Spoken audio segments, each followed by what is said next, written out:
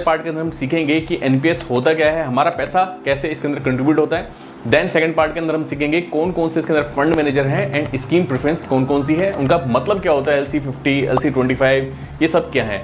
तीसरे पार्ट के अंदर हम क्या सीखेंगे, हम रिटर्न देखेंगे कि भाई जो फंड मैनेजर हैं वो 5 साल में कितना रिटर्न दे रहे हैं, 3 साल में कौन सा रिटर्न दे रहे हैं, एंड आपको कौन सा फंड मैनेजर चूज करना चाहिए एंड क्यों चूज करना चाहिए। जब डिफॉल्ट आपका सिलेक्टेड है तो उसको मैं क्यों चेंज करूं, ठीक है, तो वो चीज़ वहाँ पे देखेंगे। देन लास्ट के अंदर हम एनपीएस की जो विंडो है ENPS, उस पर हम चल के आपको चेंज करना सिखाएंगे कि आप वहाँ कैसे चेंज कर सकते हैं। तो आइए वीडियो को स्टार्ट करते हैं। तो दोस्तों एनपीएस यानी कि न्यू पेंशन स्कीम 1 जनवरी 2004 को स्टार्ट होती है एंड इसके अंदर जो सरकारी कर्मचारी होते हैं उनके बेसिक प्लस डीए का 10% कंट्रीब्यूट होता है एंड गवर्नमेंट जो है वो 14% कंट्रीब्यूट करती है। तो इसके अंदर जो पैसा है एनपीएस का वो कहाँ इन्वेस्ट होता है, तो ये पैसा इक्विटी के अंदर, कॉर्पोरेट बॉन्ड्स के अंदर, गवर्नमेंट बॉन्ड्स के अंदर एंड रियल एस्टेट के जो बॉन्ड्स होते हैं उनमें इन्वेस्ट होता है। जो स्कीम ई, जैसे स्कीम ई के नाम से जो स्कीम्स होती हैं उनको बोलते हैं वो इक्विटी के अंदर जो है वो पैसा इन्वेस्ट होता है। स्कीम सी जो होती हैं वो कॉर्पोरेट बॉन्ड्स के अंदर जो है हमारा पैसा जो है इन्वेस्ट होता है। स्कीम जी तरह की जो स्कीम्स होती हैं वो उसके अंदर हमारा जो पैसा है वो गवर्नमेंट बॉन्ड्स के अंदर होता है। जो भी कर्मचारी हैं वो 2 तरह की चॉइसेस इसके अंदर चूज कर सकते हैं, एक है एक्टिव चॉइस एंड एक क्या है इसके अंदर ऑटो चॉइस।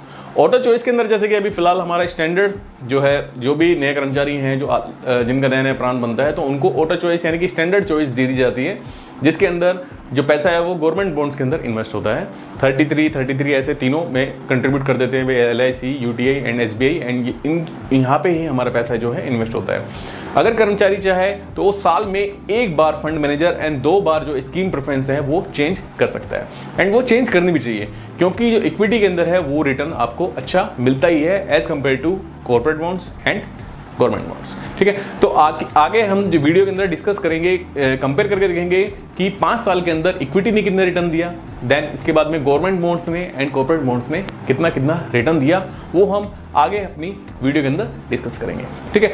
एक्टिव जो चॉइस है मैंने आपको बताया, इसके अंदर आप चूज करेंगे तो Tier 1 अकाउंट के अंदर अभी अगर आप चूज करेंगे तो वहाँ पे सारा जो पैसा है 100% आपका गवर्नमेंट बॉन्ड्स के अंदर ही इन्वेस्ट हो रहा है। Tier 2 जो अकाउंट जो बनता है वो आप भी बना सकते हो। Tier 2 अकाउंट के अंदर अगर आप इन्वेस्ट करते हो तो एक्टिव चॉइस के अंदर फिर आप उसको डिस्ट्रीब्यूट कर सकते हो, भाई 50% मैं यहाँ लगाना चाहता हूँ, मैं फिर यहाँ पे भाई 30% यहाँ लगाना चाहता हूँ, देन 20% यहाँ यानी कि गवर्नमेंट बॉन्ड्स में लगाना चाहता हूँ, तो वो आप एक्टिव चॉइस के अंदर कर सकते हो। अभी फिलहाल सरकारी कर्मचारी के लिए आप अगर एक्टिव चॉइस अगर चूज करके इन्वेस्ट करना चाहोगे तो सारा पैसा आपको गवर्नमेंट बॉन्ड्स के अंदर ही लग रहा है, ठीक है।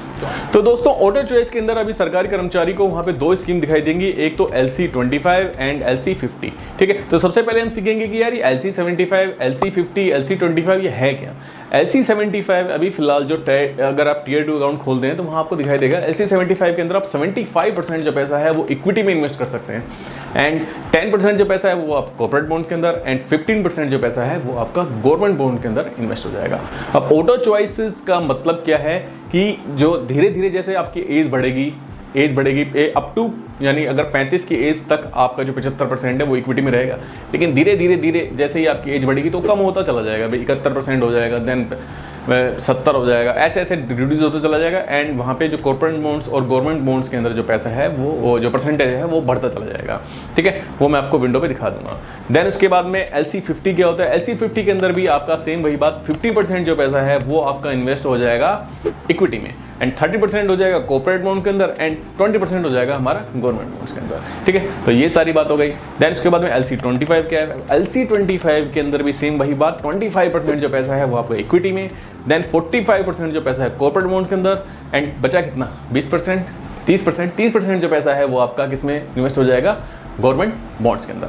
अब आप सोचेंगे कि यार मैं तो कौन सा चूज करूं इसके अंदर, तो आपके लिए सबसे बेस्ट अपने सरकारी कर्मचारी के लिए मुझे जो लगा सबसे बेस्ट कौन सा रहेगा, LC50, क्योंकि उसके अंदर आपका जो 50% जो पैसा है वो आप इसमें इक्विटी में इन्वेस्ट कर पा रहे हैं और इक्विटी के अंदर जो आपका रिटर्न है वो काफ़ी अच्छा रहता है। काफ़ी लोग हैं जो म्यूचुअल फंड्स के अंदर इन्वेस्ट करते हैं तो उन्हें पता होगा कि अगर 2019 या 20 के आसपास अगर आपने इन्वेस्ट किया है तो कम से कम आपका 50-60% के आसपास प्लस ही चल रहा होगा म्यूचुअल फंड्स के अंदर, ठीक है।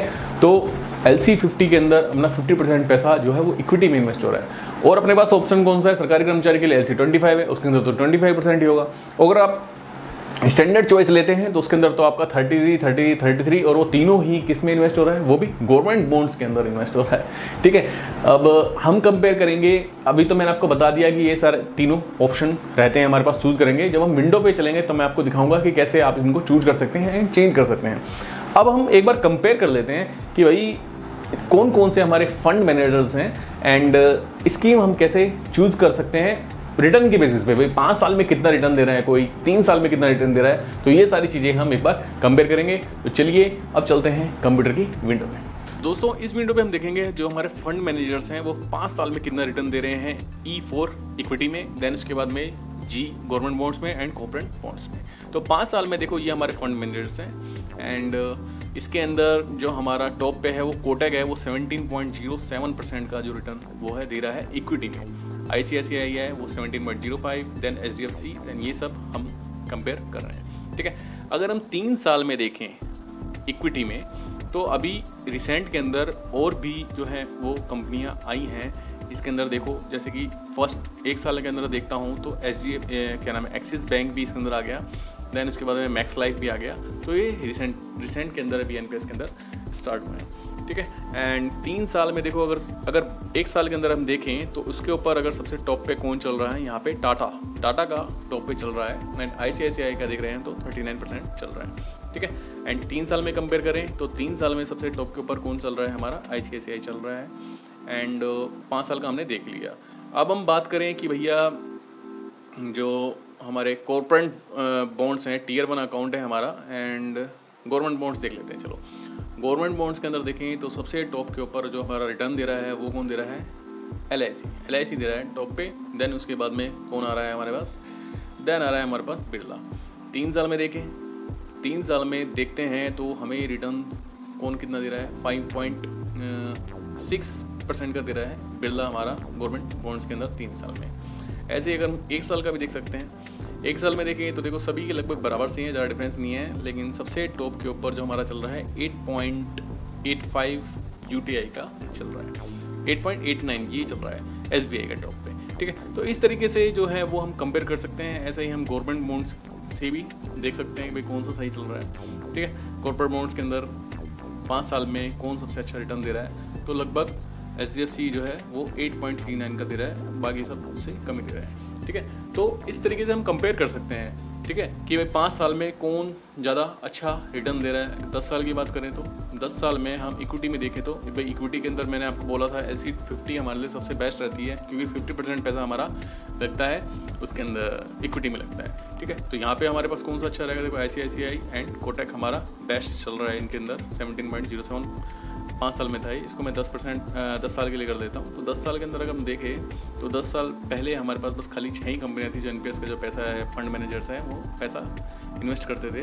तो इसके अंदर अगर टॉप पे देखें तो हमारा UTI नहीं, HDFC हमारा सही चल रहा है। ठीक है, तो इस तरीके से आप चूज़ कर सकते हो कि भाई कौन सा मुझे फंड मैनेजर्स चूज़ करना चाहिए। तो यहाँ पे अगर देखें तो देखो ICICI अच्छा चल रहा है एक तरीके से एंड 3 साल के अंदर भी इसका रिटर्न्स ठीक है, 19.38, 5 ईयर के अंदर भी सही है एंड 1 ईयर के अंदर देखें तो भी ठीक है, इतने बुरे नहीं है।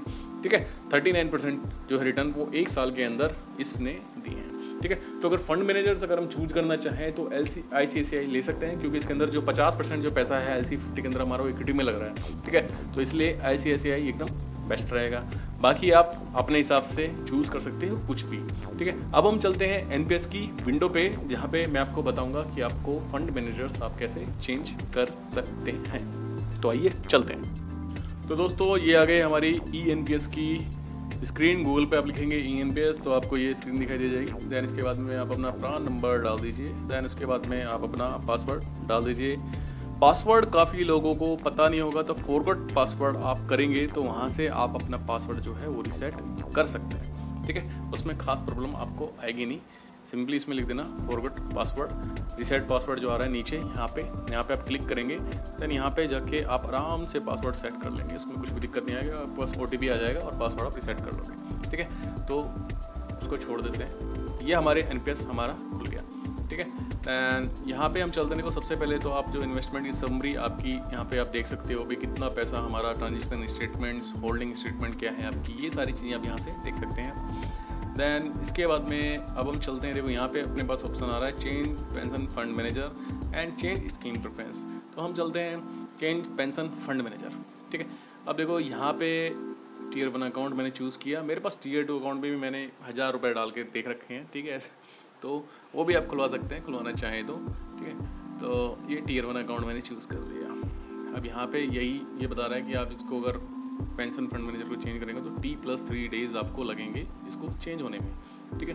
तो आप सोचे चेंज करते एकदम से हो जाएगा, तो ऐसा नहीं होगा, थोड़ा टाइम लगेगा उसमें। देखो अब ये स्टैंडर्ड स्कीम है, स्टैंडर्ड स्कीम के अंदर LIC पेंशन फंड के अंदर भाई साहब हमारा 33.5% लगा हुआ है, SBI में लगा हुआ है 34.5%, एंड UTI में लगा हुआ है 32%, ठीक है। अब ये गवर्नमेंट बॉन्ड्स के अंदर पैसा लगा हुआ है, ठीक है। तो इसका बिल्कुल भी कुछ फ़ायदा नहीं है, इसको मैं चेंज करूँगा बिल्कुल, ठीक है। अब देखो यहाँ पे मुझे चॉइसेस कौन सी मिल रही है, एक्टिव चॉइस। अगर सपोज मैं एक्टिव चॉइस चूज़ करता हूँ एंड यहाँ पे जो फंड मैनेजर्स हैं वो अगर मैं देखो काफ़ी सारे आ रहे हैं, इसके अंदर टाटा आ रहा है, SBI आ रहा है, मैक्स आ रहा है। इनको अगर मैं चूज़ करता हूँ किसी को भी, तो देखो स्कीम जी के अंदर हमारा पैसा जो जा रहा है 100% जा रहा है कंट्रीब्यूशन, ठीक है। तो ये तो मुझे बिल्कुल नहीं करना, क्योंकि गवर्नमेंट बॉन्ड्स इतना रिटर्न देते नहीं है, मैं एक्टिव चॉइस क्यों चूज़ करूँ। अब हमारे पास हमें 2 दिखाई दे रही है, LC50 एंड LC25, जिनका मतलब आप आराम से समझ चुके हैं। LC50 का मतलब 50% इक्विटी में, ठीक है। अब यहाँ पे मैं इसको चूज़ कर दूंगा, यहाँ पे ICICI मुझे ठीक लग रहा है, तो मैं इसको यहाँ पे सेलेक्ट करूँगा और सिंपली इसको क्या कर दूंगा, सबमिट, ठीक है। अब यहाँ पे ये इसको सेंड OTP करेगा एंड OTP मेरे मोबाइल पे आ गया है। OTP मैं डाल देता हूँ,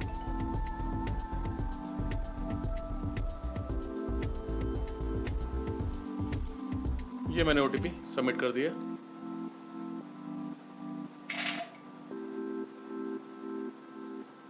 ठीक है, तो ये ऐसे हमारी जो फंड मैनेजर्स है वो आप आराम से चेंज कर। तो दोस्तों ये वीडियो यहीं समाप्त होती है। इस वीडियो के अंदर हमने सीखा सबसे पहले तो NPS होता क्या है, हमारा पैसा कैसे कहाँ इन्वेस्ट होता है, ये सारी चीज़ें हमने सीखी। कौन कौन सी स्कीम्स होती हैं, LC75 क्या होता है, LC50 क्या होता है, LC25 क्या होता है, स्कीम C, G, ये सारी टर्मिनोलॉजी हमने सीख ली है। देन उसके बाद में हमने सीखा कि चेंज कैसे करेंगे, हमें लॉगिन कैसे करना है एंड कहाँ पे जाके ये सारी चीज़ें चेंज करनी है, ताकि जो हमें रिटायरमेंट के टाइम पे जो आपको रिटर्न मिले वो बहुत अच्छा मिले।